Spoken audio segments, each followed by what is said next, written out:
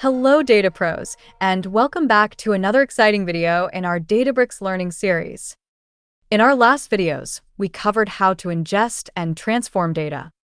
Now, it's time to take the next step, visualizing the data. One of the most common purposes of data platforms is to enable data-driven decisions. This is where visualizations come in. A well-designed dashboard or report allows organizations to spot trends, monitor business performance, and make the right decisions at the right time. And that's exactly what we're going to focus on today. First, we'll see how to visualize data directly within notebooks. This is a quick and easy way to explore data without leaving Notebook. If you're already working with notebooks for transformations, you can generate charts and visualizations right there. Next, we'll look at Databricks Dashboards. These allow us to create more structured and shareable reports within Databricks Workspace itself. You can build interactive dashboards that help teams monitor key metrics without needing external tools. And finally, we'll see how to connect Databricks with external BI tools like Power BI or Tableau. This is where things get really powerful, especially for organizations that rely on enterprise-grade reporting. These tools allow you to bring Databricks data into a highly customizable, interactive environment for deeper analysis and decision-making. So let's jump in and explore each of these options one by one, starting with notebook visualizations. This is our employee demo notebook, which we've introduced in our last video. You can start by displaying the data frame, which by default appears in a tabular format. With this plus icon right here, you can add as many visualizations as you want. Simply select the visualization type, depending on what suits your data best. Then, configure the x-axis, y-axis, and other settings as needed.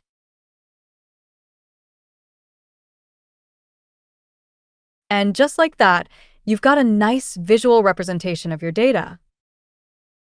But that's not all. Databricks also supports external data visualization libraries. One of the most popular ones in Python is Matplotlib. It lets you create bar charts, line graphs, and scatter plots, among many others. Please take a quick look at this simple Matplotlib code snippet that generates the bar chart based on your data frame. Next, let's talk about dashboards, a more dynamic way to build and publish data visualizations. Please navigate to the dashboards and take a look at an existing one to gain an initial understanding. At a high level, dashboards have two main components. The Data tab is where you define datasets, either in the form of tables or as select queries. The Canvas is where you design visualizations based on those datasets. Let's create a new dashboard using the AccuWeather sample dataset that comes along with Databricks Workspace. First, we need to set up a dataset. Here's a SQL query to retrieve data from a table in Databricks sample database. Assume this dataset represents the average temperature forecast for the next 24 hours across major cities worldwide. Now, let's move to the canvas and start designing visualizations. At the bottom, you'll find a toolbox where you can add visualizations, text boxes, and filters. Let's add a visualization. One key advantage of Databricks is its AI-powered dashboard authoring. Instead of manually building a dashboard, you can simply describe what you want, and Databricks will generate visualizations for you using datasets defined. Alternatively, you can manually create your dashboard. Let's try a point map, which helps visualize location-based data. Please set latitude, longitude, and temperature fields appropriately. Choose from preset color gradients or custom color grades as you wish.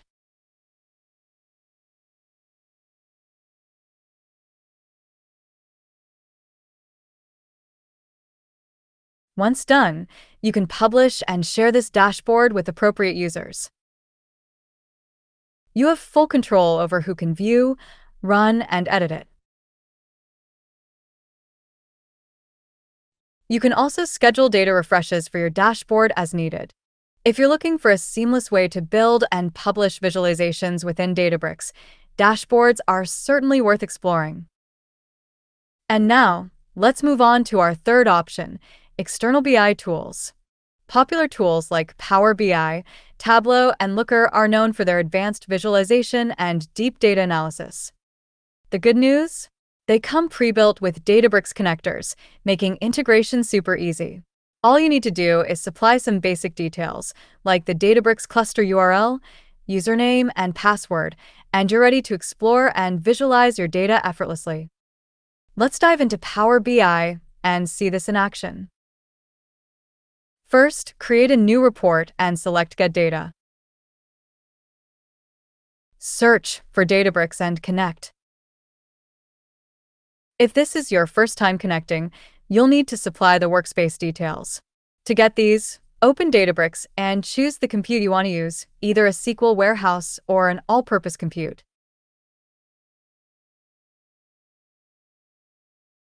Then, enter the required details.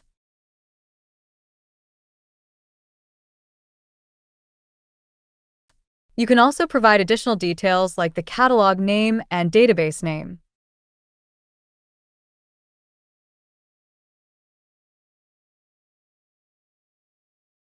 Since this is your first time connecting, you'll also need to complete authentication. Just pick one of the available methods and follow the steps.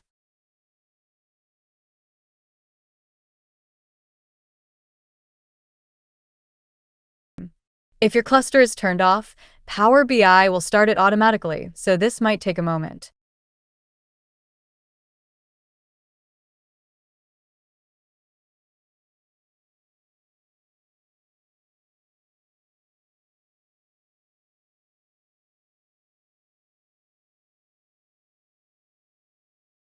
For better clarity, it's a good idea to rename datasets so they're easier to work with. Now let's move to the table view. Here, we need to adjust the data types appropriately. Fields like customer ID or date ID are non-additive, meaning adding or aggregating them would not make sense. So, we'll change them to text. On the other hand, items sold and sales amount are additive fields, so we'll leave them as they are. These fields are not needed for reporting, so I will just remove them.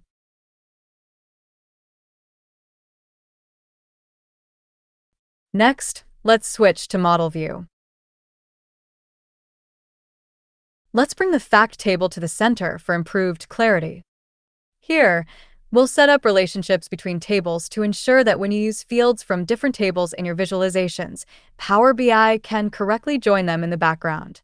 For example, if you include the month field from the date table and sales amount from the sales fact table in a chart, Power BI will automatically join them using date ID and display the correct month in the visualization. Now that we've set everything up, let's try some visualizations.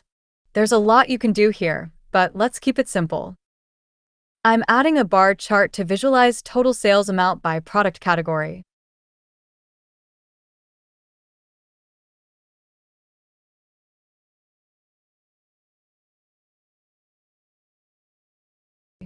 Next, let's add a line chart to analyze sales trends over time.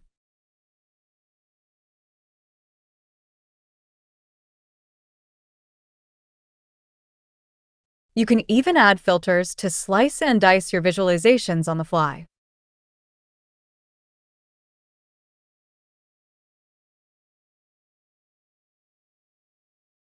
And that's just scratching the surface. External BI tools like Power BI offer even more powerful visualization capabilities that you can explore on your own. That's all for today. If you found this video helpful, give it a thumbs up and hit that subscribe button to stay up to date with our latest content. Thanks for watching.